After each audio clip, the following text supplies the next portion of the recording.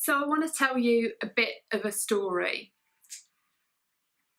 A couple of years ago, my husband and I were really excited because we were going on our holidays and we're going in our VW camper van, which we absolutely love. And we were heading down to the coast to get the Channel Tunnel train. We had to fill up with fuel. Got to the terminal, stopped off for some drinks and some food, and when we got back in our vehicle we noticed it was behaving a bit erratically and we were a bit confused about that, but we didn't think that much of it, so we carried on to check in on the train and queued up to go through passport control, and the vehicle continued to behave a bit oddly. So I said to my husband, did you put the right fuel in the vehicle? And he was absolutely convinced he did. So we checked the receipt at the petrol station.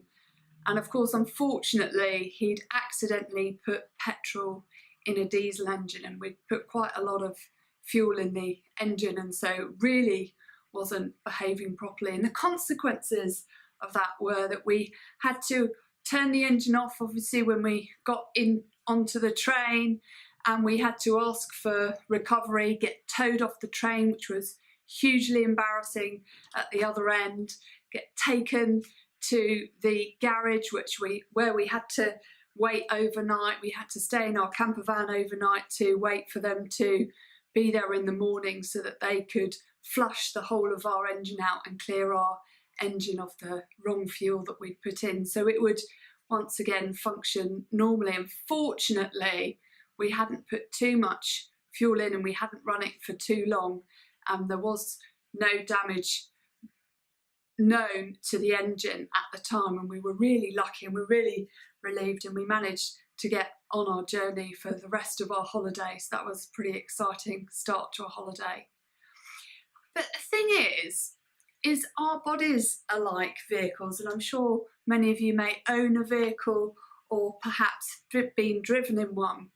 And we don't necessarily think that well or think too hard about what fuel we're actually putting in our vehicles. And if you think of our brain as the engine, the brain is what runs everything. It runs our body, it runs our thought processes, it runs what we have in terms of generating emotions, it runs how we function, how we perform, what we do, what we say, it does everything.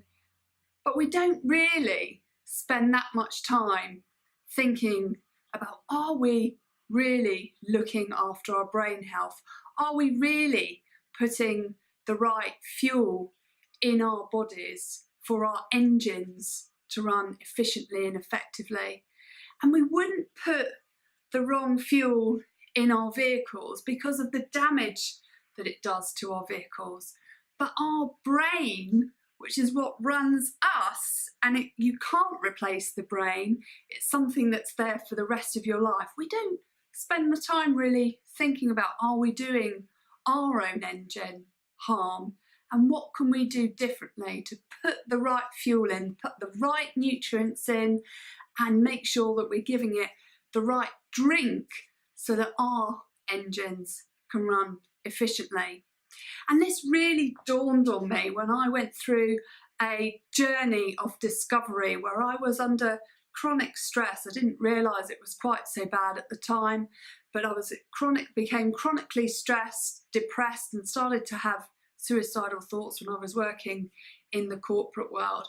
And as I went on my journey of recovery to really understand why I was behaving the way I was, why I was so unhappy, I discovered the work by Dr. Daniel Amen and the Amen Clinics and all the work he does on brain health. And we know from the research that he's been doing along with many others is that we don't really spend the time looking at our brains.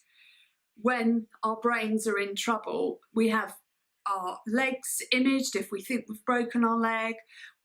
We have all sorts of other areas of our body imaged, but when we have a problem, when we have a struggle with our brain, we don't take the time from a medical perspective, certainly not in the UK so much, to investigate what's the root cause behind the brain struggles that we're having, behind the mental health issues that we may be having, and how can we do something better? How can we look at our fuel, our nutrition, and the environment that we're exposed to, the environmental toxins that we're in. We talk about a toxic work environment. How can we change the surroundings that we're in? How can we change what we're doing to our brains to really help them perform a lot better? So how can we do that? Well, the first thing that we can do is to start caring about our brains, to think of our brains as that engine for our bodies, and to think about, would we really in our vehicles put the wrong fuel in to really decrease our performance, and to really care about what we put in our bodies, what we surround ourselves with from a people perspective.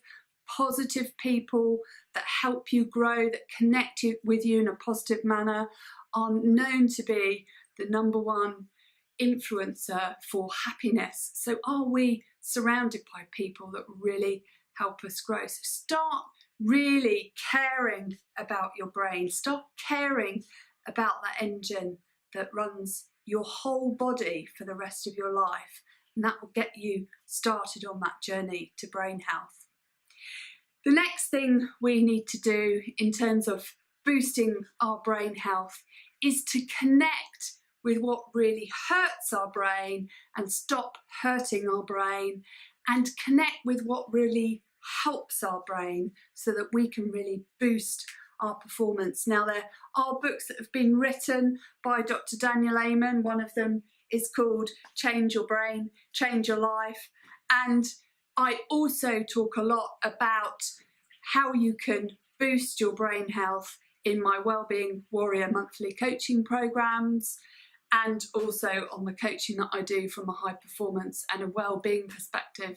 So if you want to learn more about how you can take better care of your brain, and also understand how the people that you love can take better care of their own brains and look after themselves more, show up more, be happier, be healthier, be more fulfilled in life, and actually that will help you be wealthier as well, is do sign up to my Wellbeing Warrior monthly coaching program.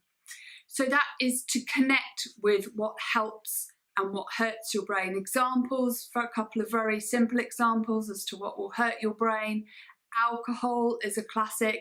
That's really not good for your brain. It doesn't help your ability to think clearly, it disrupts your sleep, actually damages your brain quite significantly, especially if you do it over the long term. So really watch your alcohol consumption. The best thing is to not drink alcohol at all. Caffeine is another one that's actually been shown scientifically to restrict the blood flow to your brain, and over time has been shown to shrink your brain. Obesity, what we eat and how large we become as individuals. Obesity is actually been shown to shrink your brain. So the more obese you are, the smaller your brain will become. And then finally, we think about stress and chronic stress. The stress hormone cortisol actually affects the learning centres and the memory centres of your brain. So if we want to really help ourselves, we need to look at ways in which we can minimise stress. And we know the World Health Organization has listed work-related stress as the #1 epidemic of the 21st century. So if you want to really help your brain tackle the root causes of stress in the workplace and within your environment, to really help you boost your brain health. So what can really help your brain? Making sure you get enough sleep, making sure you eat the right foods for your brain type, and there's more about that in Change Your Brain, Change Your Life, and also more about that in my Wellbeing Warrior monthly program.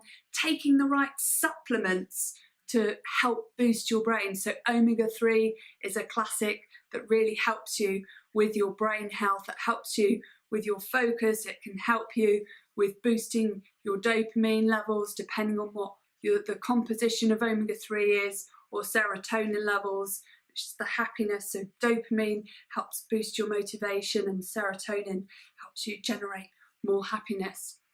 So there's lots of things that we can do that doesn't involve taking drugs to connect better with our brain health so that we can really show up as our best self. And we don't spend the time looking at how we can optimize our brain without having to go to the doctor and ask for help. And that's what I really want to do. So please do, if you're struggling with your brain health, then please do reach out to me. I'm more than happy to help. And then the final thing is we need to commit to our brain health. We can actually improve our brains over time if we're doing the right things, but it's not going to happen instantaneously. So commit to helping you boost your brain health. Commit to doing the things that are really going to help your brain, and to stop doing the things that hurt your brain. I know for me personally, the big commitment that I made to myself, which I knew was going to really help me in the long term, was doing a lot more exercise and looking at my nutrition, looking at the supplements I was taking. In fact, I wasn't actually taking any, and making sure that I was taking the right supplements for my brain so that I could really boost my brain health, help myself get better from the stress that I was suffering. I never had any antidepressants over the course of my journey. I self-helped myself to get better by looking at what I could do to improve my brain health so that I wouldn't just be better in the short term, but I would be better in the long term. So you really have to commit to doing what's right for your brain to boost your brain health over the long term. As I said at the beginning, our brain is the engine of our bodies. It is the engine of our lives. And it's really, really important that we do take the time to put the right fuel in and to put our brains in the right environment that helps them grow and develop and be healthy so that we can be healthy and happy over the long term.